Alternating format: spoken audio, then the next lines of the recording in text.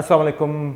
मैं हूं योगी मुनसिफ और आज हमारे साथ मौजूद हैं डॉक्टर योगी वजाहत साहब। और आज का जो टॉपिक है उन लोगों के लिए जिनको अस्थमा का इशू रहता है और सांस लेने में प्रॉब्लम रहती है, इस हवाले से हमें सर सिखाएंगे, बताएंगे कि इसमें हम कौन सी चीज़ें हम कर सकते हैं, योगा में क्या चीज़ें कर सकते हैं और दूसरी चीज़ें हमें जो डेली लाइफ में हमने अपनी लाइफ को बेहतर बनाने में, लंग्स की कैपेसिटी को एक्सटेंड करने में, उस चीज़ों के हवाले से हमें सर गाइड करेंगे। अस्सलाम वालेकुम डॉक्टर। वालेकुम अस्सलाम बेटा, क्या हाल है आपके? सर ठीक। बहुत अहम मौजू है, इसलिए कि कराची में हम देखते हैं कि ख़ासतौर से साहिली इलाक़ों पे एस्थमेटिक लोग बहुत हैं, साइनोसाइटिस हैं, एस्थमेटिक हैं, एस्थमा बहुत है।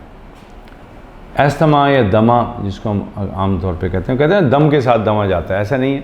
अगर ट्रीटमेंट की जाए तो बिल्कुल सही है, हो जाता है। हमारे लंग्स के अंदर जो अल्लाह सुब्हान तआला ने जो मैकेनिज़्म बनाया है वो बड़ा सेंसिटिव है।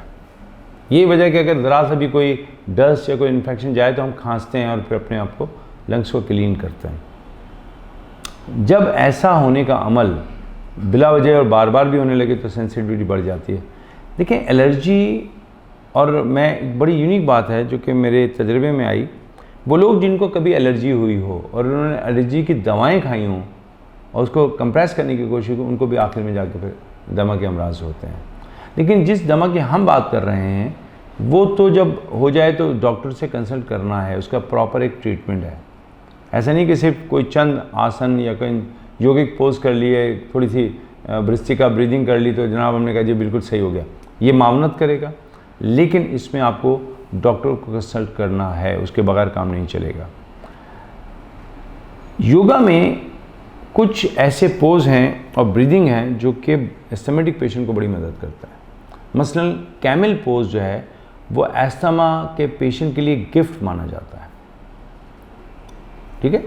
उस्रासना जो है कैमल पोज, कैमल पोज को अगर एक मरीज एस्थमेटिक पेशेंट, शुरू में तो खैर जैसे वो मेरी स्टूडेंट कहती हैं सांस आती कहाँ है सर जिसमें सांस इसमें लेना है, सांस ही नहीं आती। और क्योंकि वो बहुत वज्रासन में बैठ के फिर नी पे रह के आपको बैकवर्ड जाना होता है, फिर तो लाइट में तो आप सिर्फ हाथ पीछे करें, उसके बाद फिर अपनी हील को पकड़ लें, हील के बाद अपने पाम को भी रख सकते हैं, तो बड़ी मेहनत करना पड़ती है।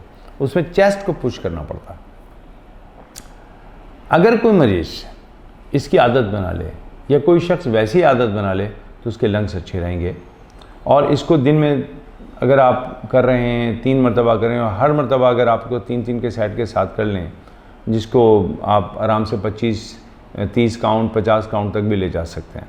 जितना ज़्यादा करेंगे उतना ज़्यादा फ़ायदा होगा।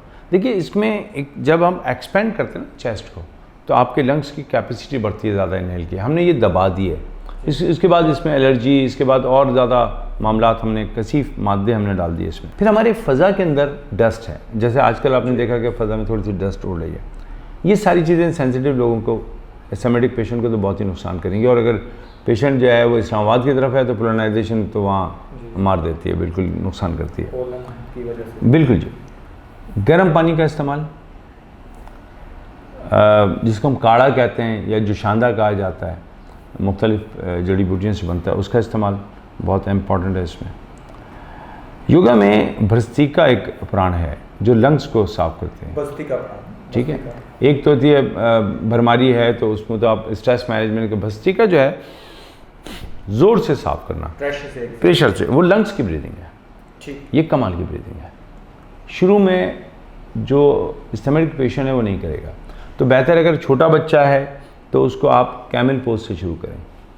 कैमल पोज के साथ साथ हर वो पोज जो चेस्ट को ओपन करता है, चेस्ट को ओपन करने वाले पोज, आप चाहें तो ट्रिकोना है उसमें भी चेस्ट ओपन होता है।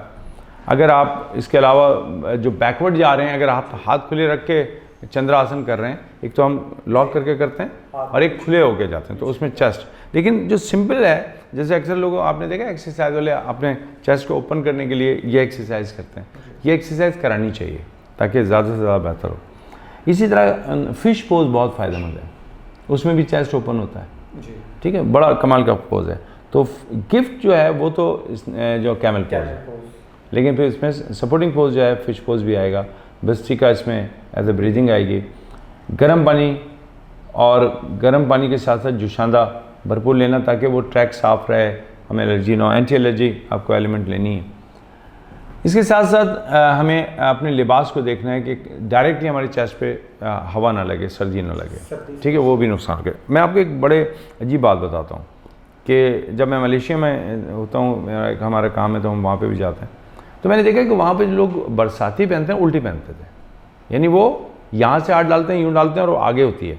तो मैं बड़ा हैरान होता था, भाई हम तो पीछे से पहनते हैं, आगे कैसा खुला होता है, उनका पीछे खुला होता है, आगे वो पहन लेते हैं। तो मैं बड़ा हैरान हुआ।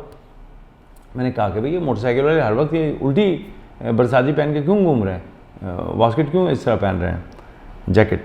तो उन्होंने कहा जी यहाँ किसी वक्त भी बारिश हो सकती है, तो इतना टाइम नहीं मिलता कि आप तो वो जो बारिश सामने से आ रही है कम से कम उसको कवर हो जाती है, बारिश हुई और बंद हो जाती है।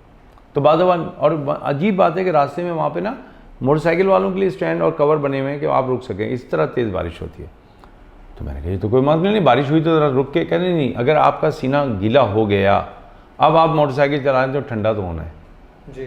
तो उन्होंने पहले से कवर किया हुआ है। बाज़ जगह ये किया जाता है कि अगर आप जा रहे हैं और आपके पास ज़्यादा कुछ नहीं है तो कहीं से अखबार उठाएं और उसको अंदर रख के, अखबार को अंदर रखें और उसको कवर कर लें। अब बराह रास्त आपको हवा नहीं लगेगी, उसकी सेफ्टी करना बहुत ज़रूरी है। पॉलीथीन की कोई थैली मिल जाए उसको चेस्ट पे लगाएं, और बच्चा है और आपको कोई इमरजेंसी में कपड़ा नहीं मिल रहा तो आप प्लास्टिक की थैली उसको लगा के कर सकते हैं।